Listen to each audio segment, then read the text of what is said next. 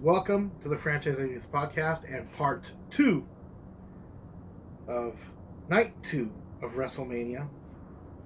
It's Sunday night. We have both just finished watching the second night of WrestleMania 36, and I want to hear you have more than one thought this time? Last time you only had one thought. Yes, I have a lot of thoughts this time. Alright, well, why don't we start with the beginning? Can we start from the beginning? Because I'm better that way. Okay, let's start from the beginning. I don't like to jump around. Let's just go match by match from the beginning. How's that? That sounds great. Well, what was the first match? First off, can I say that the host thing was... I don't know why they... That guy is a Muppet. Here, I thought he's a Super Bowl champion. He's a NFL All-Star. I would have expected him to be a little bit more of a non-moron. They need to quit. They need to quit getting football players to definitely to not be on the mic. I mean, if you want to get a football player, the only times that football players have ever done anything halfway decent in pro wrestling was Lawrence Taylor. I think held his own in the match against Bam Bam Bigelow at WrestleMania 11. That was okay. I think it's mostly because Bam Bam carried the match. But and then the Battle Royal football battle with the football players against the wrestlers at WrestleMania 2 with some of the Chicago Bears like William Refrigerator Perry and Bill Frelick and stuff. That one was decent because you had Andre Manhattan on all those football players. So that was alright. But anytime a football player is on the mic or being the host, I never liked the whole celebrity host thing too much. Well, you know what? I was talking about the football player. I don't mind the football players, but I don't like the ones that act all with that hyped up attitude type of thing. Yeah. I mean, I don't know. I remember that Mojo Rawley moron came out. You know what it looked like? It looked like the beginning of the Muppet Show. Yeah, he kind of did. He looks a little bit like a Muppet. Yeah, because they're up in that balcony. Okay. And they're goofing around. Anyway, and can I just say on a side note, the opening message by Stephanie McMahon, doesn't she look like the Fiend? I guess. She reminded me of the Fiend for some reason. I don't know. Her face looks like the Fiend. Maybe. Okay. Well, okay. That could be side note recorded then. That's your side note. Yeah, I guess. I don't know. What? Now let's talk about let's start with the first match. What do you think? Okay, the first match was Charlotte and Rhea Ripley. Total disappointment. The women matches this year have disappointed me. Yeah, so I can't remember who we picked. I don't remember who I picked. I picked Rhea Ripley. I'm a big advocate for Rhea Ripley. I like her. Yeah, you I like everything about her. You did. Okay, so we were wrong there. Yes, I was. I was wrong. I'm not sure who I picked. I may be wrong. I may not be wrong. I don't remember. I should have picked Charlotte, but I don't remember. Okay, so the next match. Who was the next match?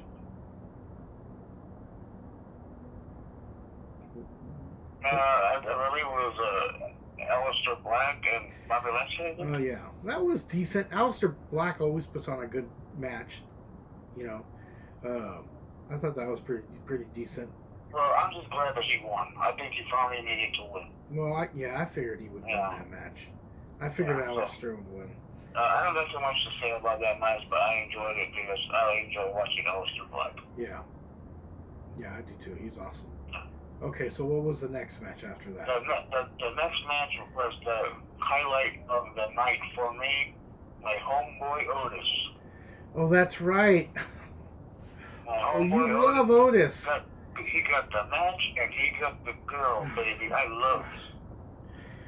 Oh, I thought I was. I mean, here I thought I was fat, but boy, Otis. I loved it. And he's got those little arms too, that like short little arms. He is to me the Baby Yoda of professional wrestling. He is a phenomenon.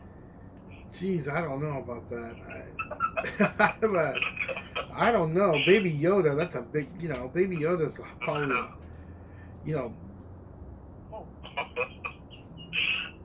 Baby Yoda, if you think about it, Baby Yoda is the hottest thing. I would say Baby Yoda was the hottest thing of 2019, and it would have been the hottest thing of 2020 if it wasn't for Kobe Bryant passing away. Kobe Bryant died, and all of a sudden, Baby Yoda went right out the memes and the news, and Kobe jumped in there, and then no later. Wait, hold on. No later than Kobe jumps in there, the coronavirus comes and just obliterates that. Now nobody, is really talking about Kobe on the news. Now it's all the coronavirus, and you know what? Season 2 hasn't even started yet. Just give it time.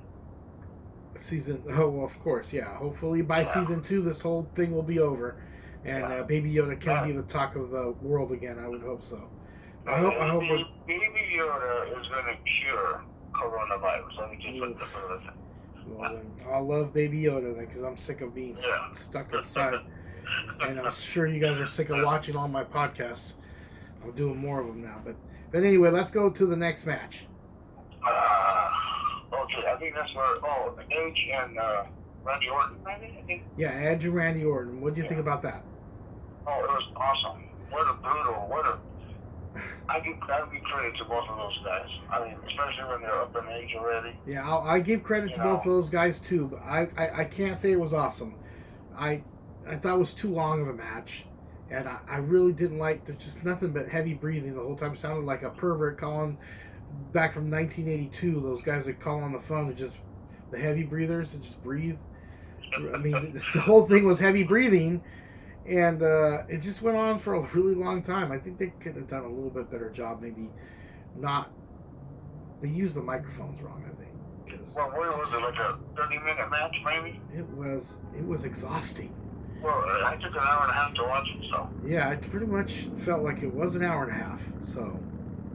But it was interesting. At least it was an interesting story, so it kept me involved. Yeah, it was an interesting story. I'll give you that. It was decent. But it was. I thought it went a bit too long. Incidentally, it's kind of weird. Where this WrestleMania over the past 2 days, there was no returns and there were no interferences. Well, I got to tell you, there was some returns, but we'll talk about those later. I mean, we asked if there was going to be surprises. I said, was there going to be any surprises? You said you'd like to see Edge come back and double cross, or you'd like to see Christian come back and double cross Edge, right? Mm-hmm. That would have been great. Now that didn't happen. No. But yeah, that would have been awesome. But there was a few other surprises as we can blow by the Bayley match just like we did yesterday. I don't even think we could get to the winner, right? The next match after that was a sandwich match. It was a tag team match. I was the Profits, the Street Profits. So yeah, that was a quick, easy, little fun match. The Street Profits, that's cool. They won, and that was awesome. And then after that was the Bayley match, which we can blow by that one, right? Because we kind of blew by that one yesterday. That one to get to the. I think maybe she could keep it. I don't think the other ones are worth anything, so I'm sure she probably kept it. So I don't remember who won that match. It doesn't matter. What matters is the next match. To me, was the highlight of the night. John Cena versus The Fiend Bray Wyatt. What the hell did we watch? Can you try I don't know, to explain? but I want to watch it again. Whatever the hell I watched, I liked it. What it was perfect for this podcast. It was what I want this podcast to be. It was a mixture of everything we loved about the 80s, the 90s, and pro wrestling. It was a mix of nostalgia and pop culture and everything that's wonderful about our world. That's what it was. Out of the pre-taped, productive matches, I like this one the best. Yeah, well, the Undertaker AJ one was pretty cool. That was pretty cool. This one was awesome. This one was awesome, even though it was more of a segment than a match. But man, I loved every minute of it. I loved the irony. I loved the little inside jokes, the little jabs at Vince McMahon and the jabs that John Cena made fun of himself. He was able, he was talking about himself when he said, we're going to get rid of the most overrated, entitled superstar of all time. He was talking about himself, actually. Did you get that? Yeah, no, I got it all. I mean, yeah. So it's just I just love the way it pieced together, and Bray Wyatt to me is just a phenomenal talent. Yeah, Bray Wyatt is a great talent. He was wonderful in this match, and you got to give it up to John Cena. I know you don't like him very much, but this guy definitely is the Hulk Hogan of our modern time. And to be able to do something like that and make fun of himself and get, I think he was correct. I've never enjoyed a Cena segment or a Cena match until tonight. Wow, that says a lot. Because I really enjoyed it too.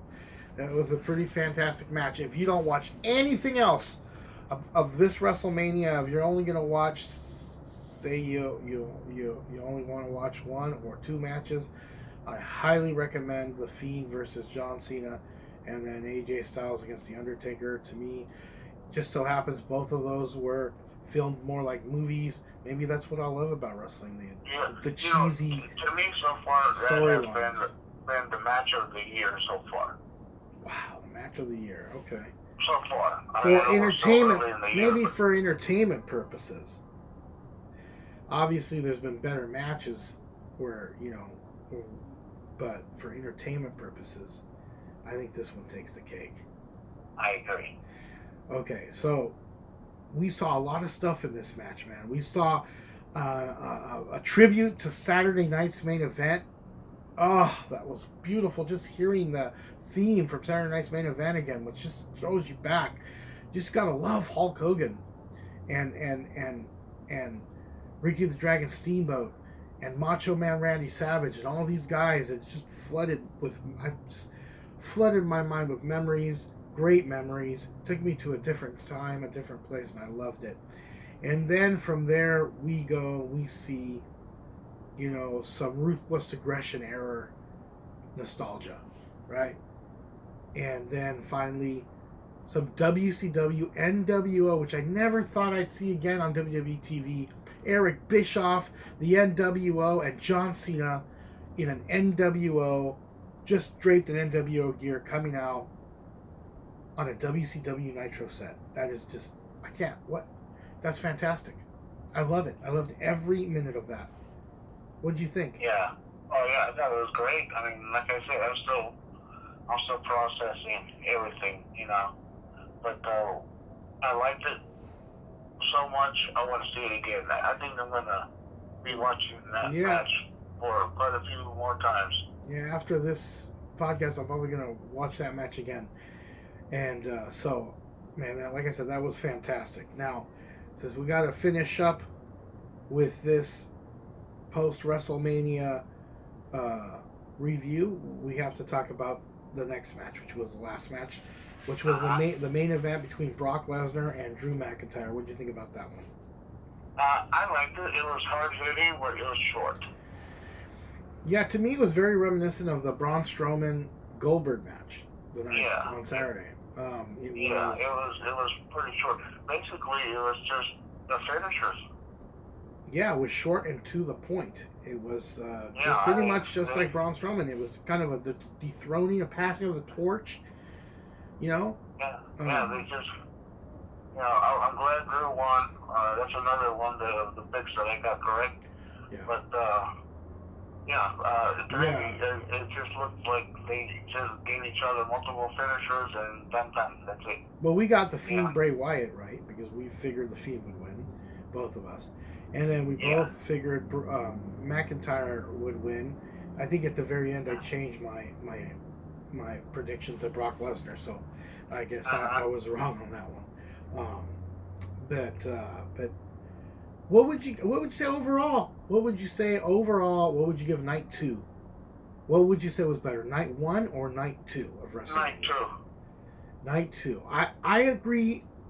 Even though my favorite wrestler at the moment is Goldberg, and he was on night 1, he lost. But I would say, night 2 because John Cena, Bray Wyatt.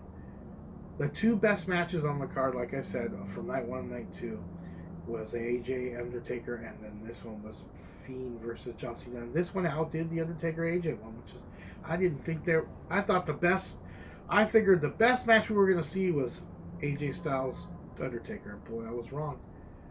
The Fiend versus John Cena was way more entertaining to me, and I would say night 2 was better than night 1. So, what do you think about overall of this year's WrestleMania? It was fair. It was a good WrestleMania. It was fair. Yeah. You know, I think the only 2 matches I skipped was Corbin and Elias. Yeah, Corbin Elias and the one tonight, the one with the 2 Mexicans and the Street Profits. The Street Profits, yeah. Okay. Yeah. I think those were the only 2 matches I skipped. Yeah, you know, there was other than those and maybe 1 or 2 others, WrestleMania I think was great this year. It was better. I wouldn't say great, but I would say better than I expected. The Fiend John Cena match really made it. Like I said earlier, they gave us the best they could with what they had. They really did. I agree. You know? I agree. Yep. So. You know, I tell you, the highlight for me was Bray Wyatt and Otis. Well, and for me it was Bray Wyatt, John Cena, and then AJ Styles Undertaker. Those were my highlights. So, you mean from night 1? My highlight was Undertaker AJ match. Yeah. That was my highlight. Undertaker AJ match was definitely my highlight too. From night 1. I like seeing Goldberg even though he lost. I still love seeing him as my favorite wrestler, so that's another highlight. But so anyways, we're gonna wrap this up, and that does it for night 2 of WrestleMania. Overall, we both agree it was a nice escape, and we were entertained. And I want to thank everybody for joining us again on another episode of the Franchise80s Podcast. And don't forget to like and subscribe, and we'll see you next time. Thank you, Darth Falcon. You're welcome, Franchise. Hey guys, Franchise here with Franchise80s.com. Thanks once again for watching this video. And I wanted to remind you guys to please hit like and subscribe and share this with anybody who loves the 80s, especially the toys from the 70s, 80s, and 90s. I do a lot of videos on here, like toy reviews or treasure hunting videos where I take you with me when I'm looking and searching for these awesome toys and collectibles that I love to collect. I also have a podcast where I talk about all sorts of stuff from professional wrestling to current hit blockbuster movies like Star Wars or Avengers or anything that has to do with the beautiful, wonderful world of pop culture, geeky, nerdy stuff that I love. So please make sure you like and subscribe and follow me on Twitter, Instagram, and Facebook. And anytime you write something or share something that has to do with the 80s, please hashtag Franchise80s and help us grow. Thanks once again, and don't forget to hit that little notification bell, because that little notification bell will remind you every time that I have a video so you can come watch it. Have a great day, and I'll see you next time on the Franchise80s Podcast.